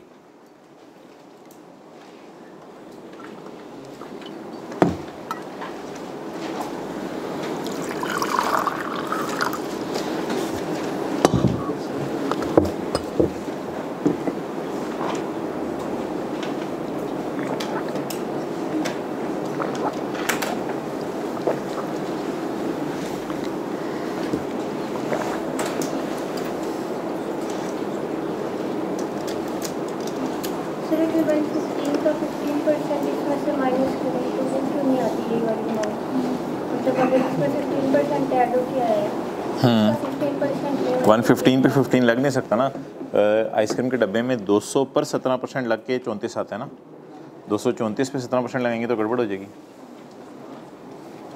तो ये 115 में सेल्स टैक्स पड़ा हुआ है।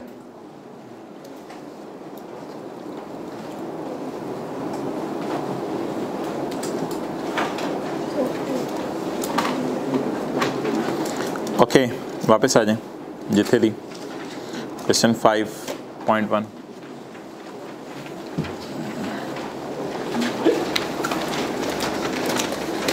करें जी, इसकी कॉस्ट निकाल दें, मोटिवेशन निकाल दें, 1 मिनट लगाएं। 0.1 1 मिनट भी ज़्यादा मैंने बताया, रीड आउट करें, कॉस्ट निकालें, मोटिवेशन निकालें। वापस आ जाना पेज क्वेश्चन 5, 2 सफ़े पीछे आ जाएं, 1-2 सफ़े।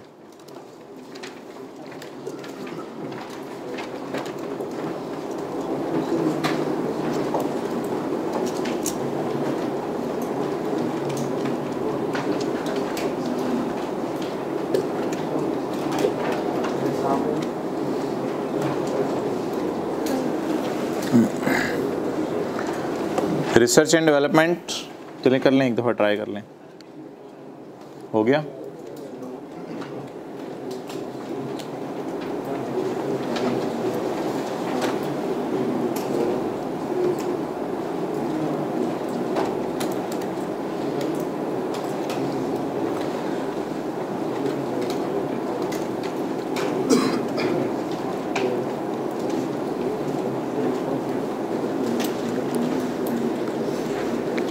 Research and development of a new product commenced on यकम जनवरी 11, on यकम अक्टूबर 11 the intangible is launched, commercially viable नहीं, वो commercially launched का क्या मतलब है? अब तो R&D डिपार्टमेंट ने फैक्ट्री को दे दिया और फैक्ट्री ने यूनिट्स बना के मार्केट में बेचने शुरू कर दिए हैं। कमर्शियली लॉन्च्ड, वाइबल नहीं। वाइबल का मतलब तो कल ये पढ़ा था कि इस वक्त अब इस काबिल हो गया कि 6 क्राइटेरिया मीट हो गए। अब इसमें तो 6 क्राइटेरिया का जिक्र नहीं, इसने क्या लिख दिया सीधा लॉन्च। तो मुझे बताएं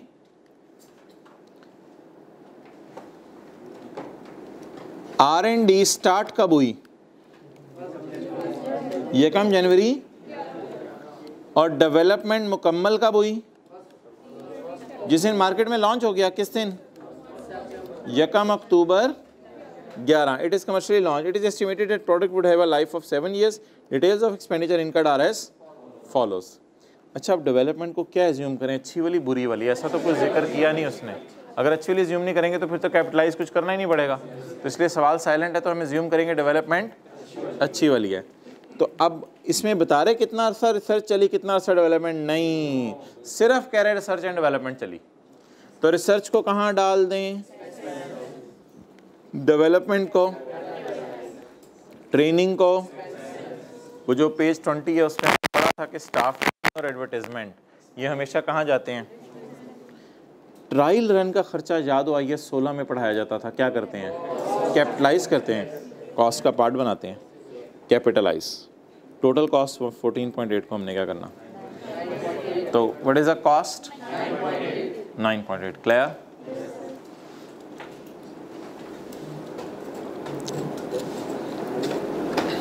अच्छा जी, अमोर्टाइजेशन की बहस कर लें।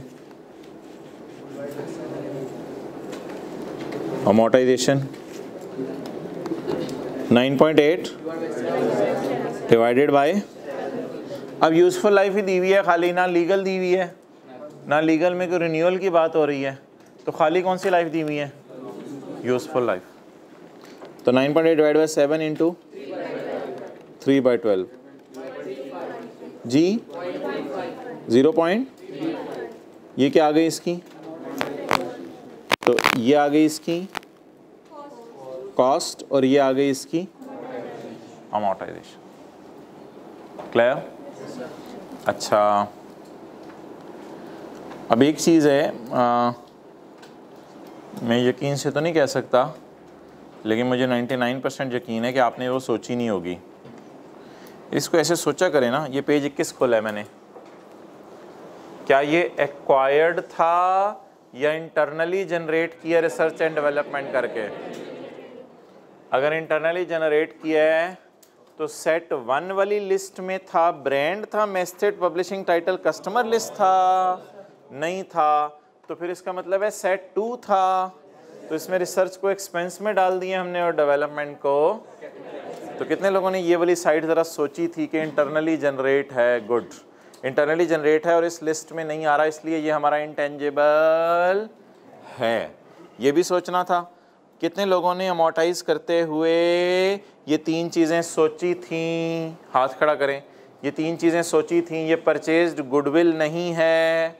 नंबर 2, ये वर्क इन प्रोग्रेस नहीं है, हमारे साल यकम अक्टूबर को लॉन्च हो गया है। और तीसरा, इसकी लाइफ गिवन है, इसलिए इनडेफिनेट नहीं है। क्लियर? अब रेजिडुअल वैल्यू तो गिवन है ही नहीं, इसलिए रेजिडुअल वैल्यू वाली बात ही नहीं सोचने की ज़रूरत। तो ये सारा सोच के फिर डिसीजन लिया करें। Okay,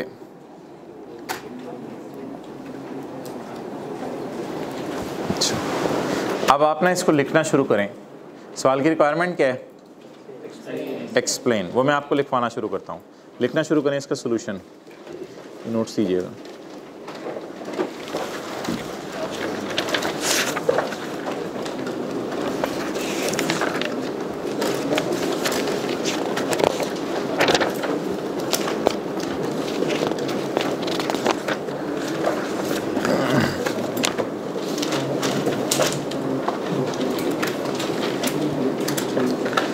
IS 38 allow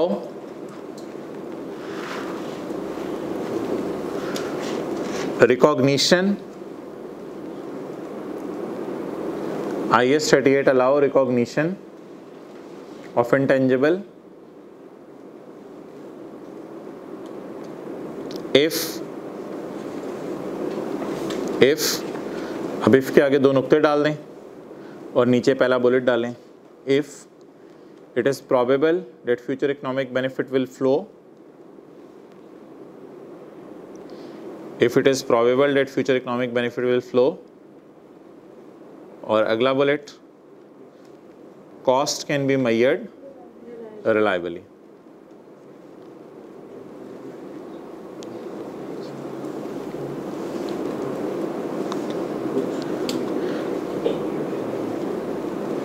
Cost can be made reliably. अच्छा जी, इंटेंजिबल रिकॉर्ड करने की दो, रिकॉग्निशन को डबल अंडरलाइन करें, रिकॉग्निशन को डबल अंडरलाइन करें। इंटेंजिबल रिकॉर्ड करने की दो शराइत बताएं। फ्यूचर में बेनिफिट आएंगे और cost can be measured reliably. छोटा सा कंक्लूजन दें, सिंस ये एक्वायर्ड है, इंटरनली जनरेटेड है। अब अगली लाइन शुरू करेंगे ना, since internally generated asset meet above criteria,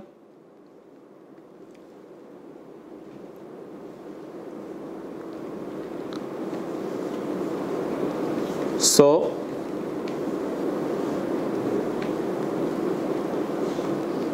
it will appear as an intangible in SOFP.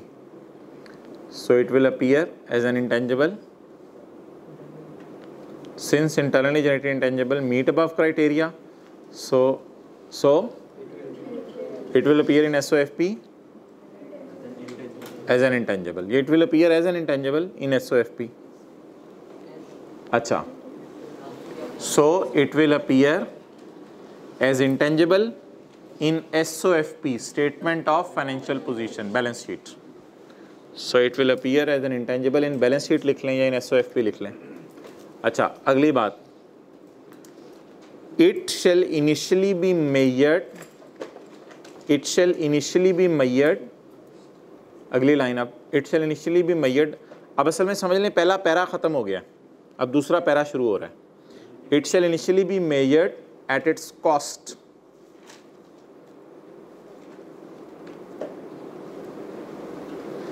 Entity will capitalize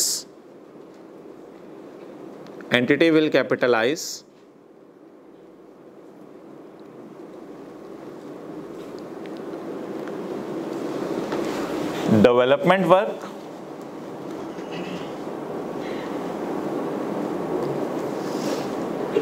and trial run. Entity will capitalize development work and trial run amounting to rupees 9 and 0.8 respectively. Entity will capitalize development work and trial run cost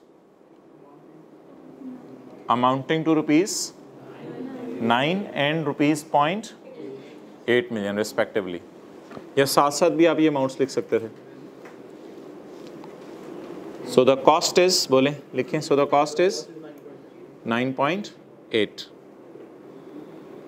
बस ये एक theme मैं आपको दे रहा हूँ, बाकी अच्छा. अब डबल अंडरलाइन किसको करेंगे? मेजरमेंट को. इससे ऊपर आपने क्या बात की थी? रिकॉग्निशन को डबल अंडरलाइन किया था. अब इसमें किसको अंडरलाइन करना है? अच्छा जी, रिकॉर्ड करने की शराइत क्या है? दो. Cost can be made reliably and future economic benefits are probable. उसके बाद मेजरमेंट में क्या, इनिशियली भी मेड एट इट्स, और कॉस्ट में बताने क्या क्या चीज़ें कैपिटलाइज करनी है. अच्छा, आगे लिखें, आगे इसी में चलने दें, इसी में चलने दें. अगला पैरा करना कर लें, लेकिन इसी में चलने दें. क्या? 4.5 की बात करनी है और 0.5 लिखें। IS 38 डज नॉट अलाउ, आपको ज़्यादा लिखवाएंगे तो आप पेपर में थोड़ा लिख के आएंगे ना। IS 38 does not allow capitalisation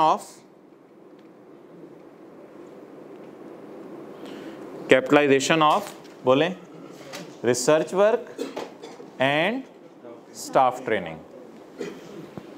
amounting to लिखना है ना, लिखाइएगा, अभी छोड़ें इसको, अमाउंटिंग टू बेशक लिखाइएगा।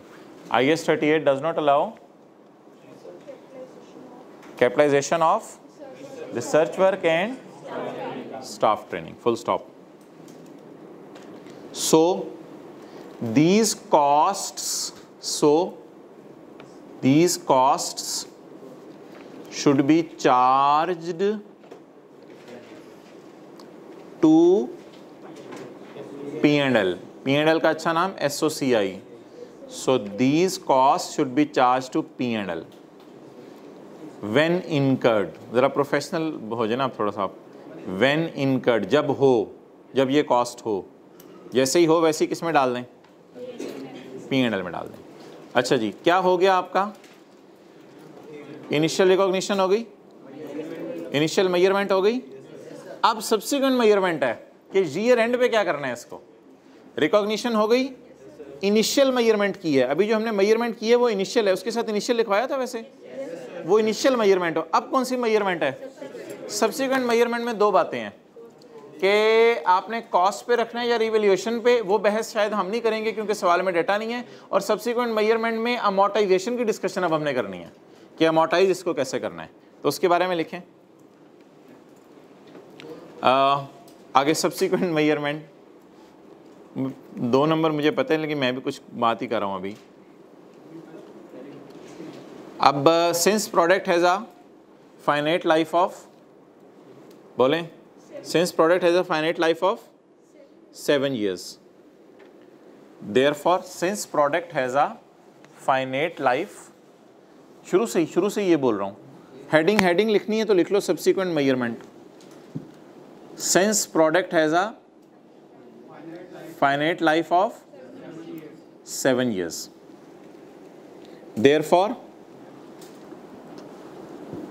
amortization अमाउंटिंग टू, बोलें कितनी, ये कैलकुलेशन शो करें, ये कैलकुलेशन करें यहाँ पे show. Amortization amounting to ₹0.35 will be charge to SOCI।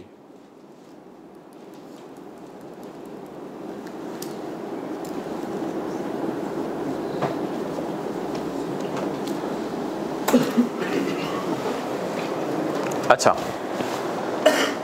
अब 1-2 मिनट में बात करूंगा, बड़ी तसल्ली से गौर से सुननी है, फिर आपके सारे सवालों के जवाब मिल जाएंगे।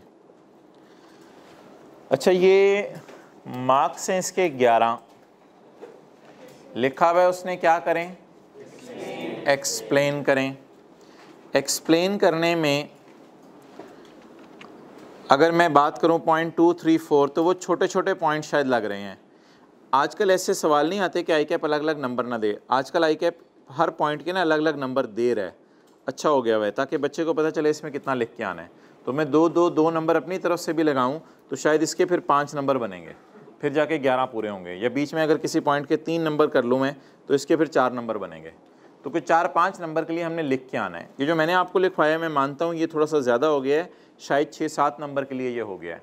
तो इसमें जो आप चीज़ मिस कर सकते हैं ना, वो पहली वाली चीज़ है, सबसे पहली वाली चीज़, cost can be made reliably and future economic benefits are probable.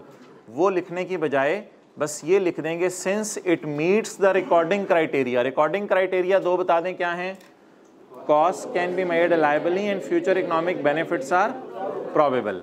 ये बात लिखने की बजाय आप खाली कंक्लूजन लिख दें, since our product meets the recording criteria being internally generated it will appear in. बाकी मेरा नहीं ख्याल कोई ऐसी बातें लिखवाई हैं जो आप स्किप करके आने की गुंजाइश अवेलेबल है। अच्छा, आपकी एक आसानी के लिए सिर्फ आप 2-3 सफ़े अगर पीछे जाएं तो पेज 19 है बुक में नहीं माजरत, ये नोट्स में पेज 19 है। तो ये जो मैंने भी सफ़ा पकड़ा हुआ था ना हाथ में, वो ये सफ़ा था, ये सफ़ा था। आई कैप के सारे सवालों की थ्योरी देख के ना ये सफ़ा आपके लिए बनाया हुआ है। ये सफ़ा कोई आपने रट्टा नहीं मारना, कोई ऐसे याद करने की ज़रूरत नहीं है। इस सफ़े को एक दो दफ़ा आपने रीड आउट कर लेना 1-2 दिन बाद, फ़िलहाल रीड आउट पूरा करने की ज़रूरत नहीं है। अगर आपको थ्योरी का सवाल आ जाए सॉल्व करने के लिए तो मोटी मोटी हेडिंग्स आपको पता होनी चाहिए। पहली डिस्कशन हमने क्या की है, इनिशियल रिकॉग्निशन। इसमें हमने क्या किया, probable that future economic benefit will flow and cost can be measured, और यही लाइन मैंने आपको लिखवाई है, since our intangible meet the above criteria. तो ये थोड़ा पेपर में लिखने का तरीका है। दूसरी ब्रॉड हेडिंग बता दें, पहली तो होगी इनिशियल रिकॉग्निशन, दूसरी मेरे ख्याल से इसमें आप 2 डिस्कशंस कर सकते हैं, कौन कौन सी कॉस्ट को कैपिटलाइज करना है और कौन कौन सी को। आप लोगों ने तो खाली लिखाना था रिसर्च विल बी एक्सपेंस्ड, लेकिन आई कैप प्रोफेशनल लैंग्वेज क्या यूज करते हैं, हाँ ये ज़रा प्रोफेशनल लैंग्वेज हो जाती है थोड़ी सी। तो कॉस्ट टू बी कैपिटलाइज अलग हो गई, टू बी एक्सपेंस्ड अलग हो गई। 3 ब्रॉड हेडिंग ज़रा दोबारा बता दें क्या है। इनिशियल रिकॉग्निशन, रिकॉग्निशन का मतलब होता है बैलेंस शीट में रिकॉर्ड भी करना है या नहीं। अगला क्या है, रिकॉर्ड करना है तो कितने रुपीस पे करना है, और फिर subsequent.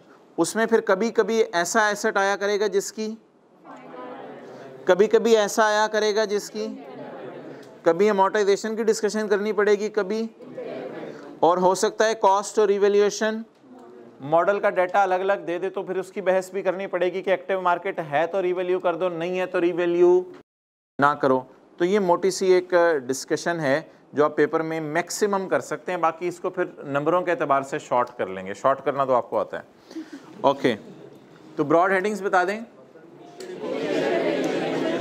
Initial recognition, initial measurement, subsequent to initial recognition. अच्छा, शॉर्ट करना आपको आता है पे रिलाई मैं नहीं कर सकता।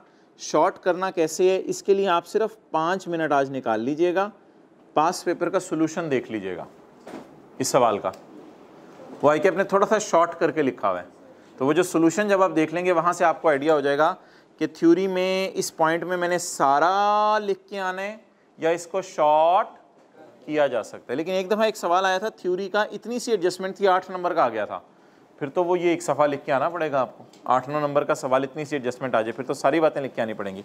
तो ये वो मैक्सिमम बातें हैं जो आप लिख के आ सकते हैं, लेकिन अभी इस सफ़े को पढ़ने की ज़रूरत नहीं, सिर्फ आपके जो रजिस्टर पे लिखा हुआ वैसे पढ़िएगा घर जाके, और दूसरे नंबर पे पास पेपर का सोल्यूशन। तो 2-3 में क्या, ये तो सारे पास पेपर्स की इंग्लिश इकट्ठी करके यहाँ लिखी हुई है, मुख्तलिफ सवालों से उठाई हुई है। आपने सिर्फ कौन सा देखना है, आपने सिर्फ एक देखना है, पास पेपर क्वेश्चन 5 का जो 1 किया हमने, आपने और कोई नहीं देखना, आपने तो वही देखना है जो अभी हम सवाल कर रहे हैं। किसका सोल्यूशन देखेंगे सिर्फ घर जाके, सिर्फ इस एडजस्टमेंट का, बस समझ आ गई बात। ओके, करें यार फारिग इसको प्लीज़ प्लीज़, पॉइंट 2 करें, जल्दी करें, 2-3 मिनट है, पॉइंट 2 को करें। इसके अब मैं थ्योरी नहीं लिखवाऊंगा, इसकी मुझे कॉस्ट बता दें और अमोर्टाइजेशन।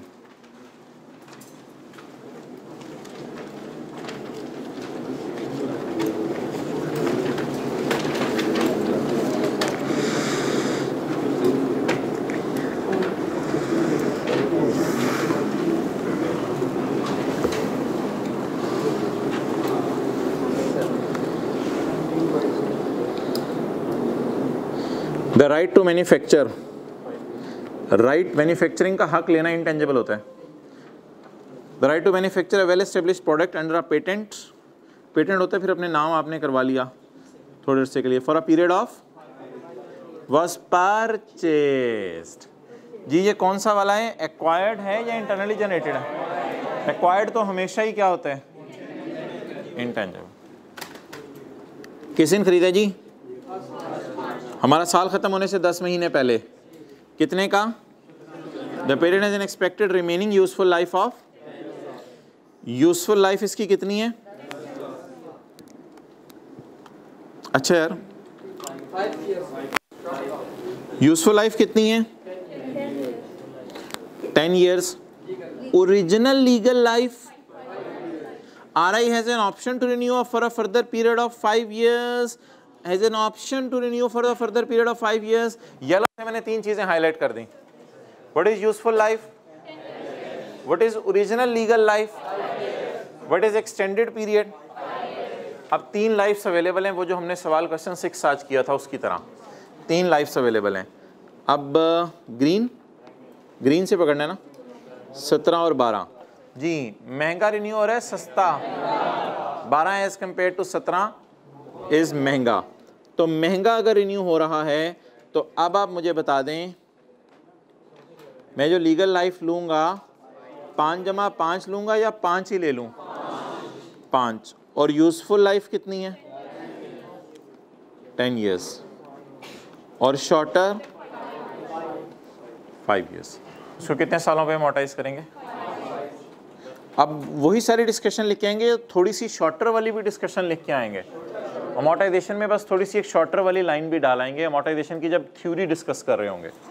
तो अमोर्टाइजेशन निकलवा दें।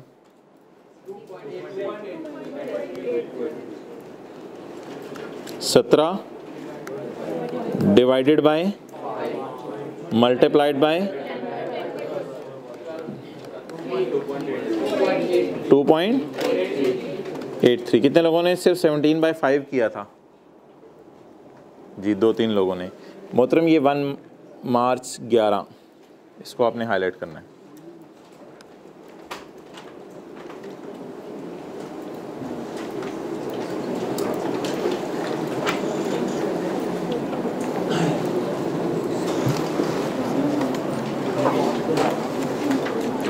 अच्छा ये टिक कर लें किताब में क्या क्या चीज़ें हो गई हैं नोट्स में।